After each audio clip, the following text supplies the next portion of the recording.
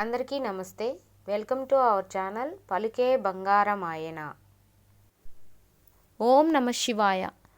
కార్తీక పురాణంలో 2వ అధ్యాయం గురించి ఈరోజు తెలుసుకుందాం. 2వ అధ్యాయంలో సోమవార వ్రతమహిమ. సోమవార వ్రతమహిమ వలన కుక్క కైలాసమునకు ఏగుట ఉంటుంది. సోమవార వ్రతమహిమ. వశిష్ఠుల వారు జనకునితో ఇలా అంటూ ఉన్నారు. జనక, కార్తీక పురాణంలో ఇంతవరకు నీకు కార్తీక మాసమునందు ఆచరింపవలసిన విధిక్రమము మాత్రమే తెలియచేసి తిని. కార్తీక మాసంలో సోమవార వ్రతమునకు ప్రత్యేక ప్రాముఖ్యము కలదు. కావున సోమవార వ్రత విధానమును దాని మహిమను గురించి వివరింతును, సావధానుడవై ఆలకింపుము. కార్తీక మాసములో సోమవారము శివునకు అత్యంత ప్రీతికరమైన రోజు. ఆ రోజున స్త్రీ గాని పురుషుడు గాని ఏ జాతివారైనా గాని రోజంతయు ఉపవాసము ఉండి నదీ స్నానము చేసి తమ శక్తి కొలది దానధర్మములు చేసి నిష్ఠతో శివునికి బిల్వపత్రాలతో అభిషేకము చేసి సాయంత్రము నక్షత్ర దర్శనము చేసిన తరువాత భుజింపవలేను. ఈ విధముగా నిష్ఠతో ఉండి ఆ రాత్రి అంతయు జాగరణ చేసి పురాణ పఠనము చేసి తెల్లవారిన తరువాత నదికి వెళ్ళి స్నానమాచరించి తిలదానము చేసి తమ శక్తి కొలది పేదలకు అన్నదానము చేయవలేను. అట్లా చేయలేని వారు కనీసము 3 బ్రాహ్మణులకైనను తృప్తిగా భోజనం పెట్టి తదుపరి వారు భుజింపవలేను.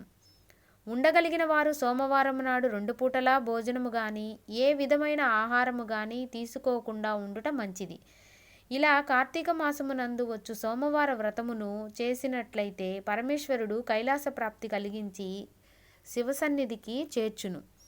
భర్తలేని వితంతువు సోమవార వ్రతమును ఆచరించి శివపూజ చేసినచో కైలాస ప్రాప్తి, విష్ణుపూజ చేసినచో వైకుంఠ ప్రాప్తి పొందును. దీనికి ఉదాహరణముగా ఒక ఇతిహాసము కలదు. దానిని నీకు తెలియబరచును, శ్రద్ధగా వినుము. కార్తీక సోమవార ఫలముచే కుక్క కైలాసమునకేగుట. పూర్వకాలమున కాశ్మీర దేశంలో ఒక బ్రాహ్మణుడు కలడు. అతడు పురోహిత వృత్తిని చేపట్టి తన కుటుంబమును పోషించుకుంటూ ఉండెను. అతనికి చాలా దినములకు ఒక కుమార్తె కలిగినది. ఆమె పేరు స్వాతంత్ర్య నిష్ఠురి. తండ్రి ఆమెను సౌరాష్ట్ర దేశీయుడగు మిత్రశర్మ అను సద్బ్రాహ్మణుడికి ఇచ్చి పెండ్లి చేసెను. ఆ బ్రాహ్మణ యువకుడు 4 వేదములు శాస్త్రములు అభ్యసించిన వాడై సదాచార పరాయణుడై ఉండెను. అతడు భూతదయ కలిగినవాడు, నిత్య సత్యవాది, నిరంతరం భగవన్నామస్మరణ చేయుచూ ఉండుట వల్ల అందరూ అతనిని అపరబ్రహ్మ అని చెప్పుకొనుచుచుండిరి. ఇటువంటి ఉత్తమ పురుషునికి భార్యయగు నిష్ఠురి యవ్వన గర్వముతో కన్ను మిన్ను గానక పెద్దలను దూషించుచు అత్తమామలను భర్తను తిట్టుచు కొట్టుచు పరపురుష సాంగత్యము గలదై వ్యభిచారిణి అయి తన ప్రియులు తెచ్చిన తినుబండారములు బట్టలు పువ్వులు ధరించుచు దుష్టురాలై తిరుగుచుండగా వంశమునకు అప్రతిష్ట తెచ్చుచున్నదని అత్తమామలు ఆమెను తమ ఇంటి నుండి వెడలుగొట్టిరి. కానీ శాంతస్వరూపుడైన ఆమె భర్తకు ఆమె యందు అభిమానము పోక ఆమె ఎంతటి నీచ కార్యములు చేసినను సహించి పొమ్మనక విడవకుండా ఆమెతోడనే కాపురము చేయుచుండెను.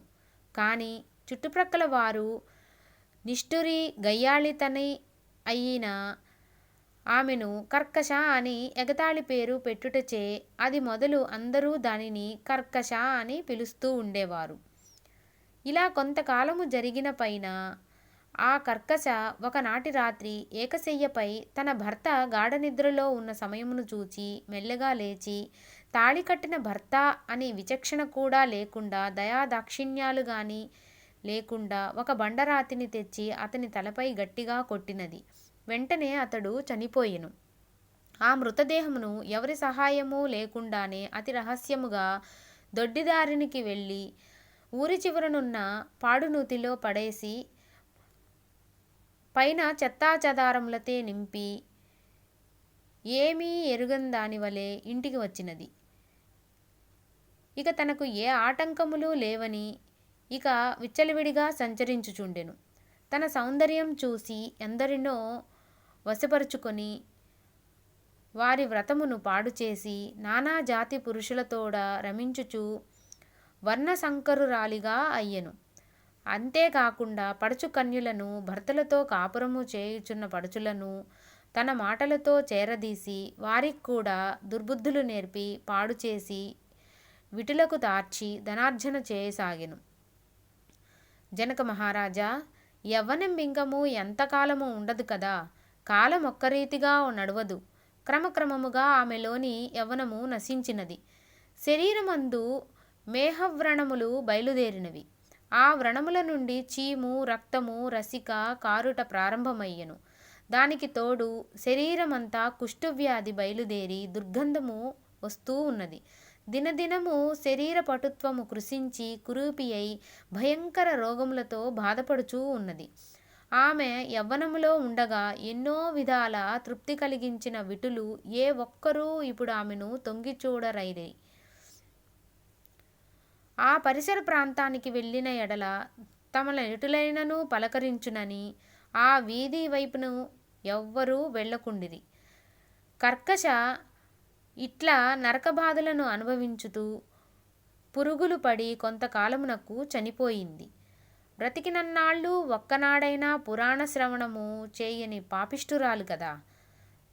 చనిపోయిన వెంటనే భయంకరులైన యమభటులు ఆమెను తీసుకుపోయి యముని సన్నిధిలో ఉంచిరి. యమధర్మరాజు చిత్రగుప్తుల వారిచే ఆమె పాపపుణ్యములను చూసి, భటులారా, ఈమె పాపచరిత్ర అంతా ఇంతా కాదు. వెంటనే ఈమెను తీసుకువెళ్ళి ఎర్రగా కాల్చిన ఇనుప స్తంభమునకు కట్టబెట్టుడు అని ఆజ్ఞాపించును. విటులతో సుఖించినందుకు గాను యమభటులు ఆమెను ఎర్రగా కాల్చిన ఇనుప స్తంభమును కౌగిలించుకోమని చెప్పిరి. భర్తను బండరాతితో కొట్టినందుకు ఇనుప గదలతో కొట్టిరి. పతివ్రతలను వ్యభిచారిణులుగా చేసినందుకు సలసల కాగే నూనెలో పడవేసిరి. తల్లిదండ్రులకు అత్తమామలకు అపకీర్తి తెచ్చినందుకు సీసము కరిగించి నోటిలోనూ చెవులలోనూ పోసి ఇనుప కడ్డీలు కాల్చి వాతలు పెట్టిరి. తుదకు కుంభీపాకమును నరకములో వేయగా అందున కాకులు, విషసర్పాలు, తేళ్లు, జర్రులు కుట్టినవి. ఆమె చేసిన పాపములకు ఇటు 7 తరాల వాళ్ళు అటు 7 తరాల వాళ్ళు నరకబాధలు పడుతూ ఉన్నారు. ఈ ప్రకారముగా నరకబాధలు అనుభవించి చివరకు కళింగ దేశమున కుక్క జన్మ ఎత్తినది. ఆకలి బాధ పడలేక ఇల్లిల్లు తిరుగుతూ కర్రలతో కొట్టేవారు కొడుతూ, తిట్టేవారు తిడుతూ, తరిమేవారు తరుముతూ ఉండిరి. ఇట్లుండగా ఒకానొక నాడు ఒక బ్రాహ్మణుడు కార్తీక సోమవార వ్రతమును ఆచరించి ఉపవాసం ఉండి సాయంత్రము నక్షత్ర దర్శనము చేసి బలి అన్నమును అరుగుపై పెట్టి కాళ్ళు చేతులు కడుక్కొనుటకు లోపలికి పోయిన సమయంన ఈ కుక్క వచ్చి ఆ బలి అన్నమును తిన్నది. వ్రతనిష్ఠాగరిష్ఠుడైన ఆ విప్రుని పూజా విధానముచే జరిపించిన బలి అన్నము అగుట వలన, ఆ రోజు కార్తీక మాస సోమవారము అగుట వలన, కుక్క ఆ రోజంతయు ఉపవాసముతో ఉండుట వలన, శివపూజా పవిత్ర స్థానమైన ఆ ఇంట దొరికిన ప్రసాదము తినుట వలనను ఆ శునకమునకు జన్మాంతర జ్ఞానముద్భవించినది. వెంటనే ఆ శునకమును విప్రకులోత్తమ, నన్ను కాపాడుము అని మొరపెట్టుకొన్నది. ఆ మాటలు బ్రాహ్మణుడు ఆలకించి బయటకు వచ్చి చూడగా కుక్క తప్ప మరెవరూ అక్కడ లేనందున మరలా లోపలికి పోయెను. మళ్ళా రక్షింపుము రక్షింపుము అని కేకలు వినబడినవి. మరలా ఆ బ్రాహ్మణుడు బయటకు వచ్చి, ఎవరు నీవు, నీ వృత్తాంతమేమి అని ప్రశ్నించగా అంతా ఆ కుక్క, మహానుభావ, ఈ పుట్టుకకు వెనుక 15 జన్మల యందు విప్రకులాంగనను నేను. వ్యభిచారిణినై అగ్నిసాక్షిగా పెండ్లాడిన భర్తను చంపి వృద్ధాప్యములో కుష్ఠురాలినై తనువు చాలించి తరువాత యమదూతల వల్ల మహా నరకబాధలను అనుభవించి నా పూర్వీకుల పుణ్యఫలము వల్ల ఈ జన్మలో కుక్కెనైతిని. ఈరోజు మీరు కార్తీక సోమవార వ్రతము చేసి ఇచ్చట ఉంచిన బలి అన్నమును తినుట వలన నాకు ఈ జ్ఞానోదయము కలిగినది. కావున ఓ విప్రోత్తమ, నాకు మహోపకారంగా మీరు చేసిన కార్తీక సోమవార వ్రతఫలం ఒకటి ఇచ్చి నాకు మోక్షము కలిగించమని ప్రార్థించుచున్నాను అని కుక్క బ్రాహ్మణుడిని వేడుకొన్నది. కార్తీక సోమవార వ్రతములో చాలా మహత్యం ఉన్నది అని గ్రహించిన ఆ బ్రాహ్మణుడు ఒక సోమవారం నాటి ఫలమును ఆమెకు ధారబోయగా వెంటనే ఒక పుష్పక విమానము అక్కడకు వచ్చినది. ఆమె అందరికీ వందనము చేసి అక్కడి వారందరూ చూస్తూ ఉండగానే ఆ విమానము ఎక్కి శివ సాన్నిధ్యము కేగెను. సోమవార వ్రతం సర్వపాప కల్మషహారం, కైలాస ప్రాప్తి సందాయకము. కార్తీక పురాణ సోమవార మహత్యం 2వ రోజు పారాయణ భాగం సమాప్తం.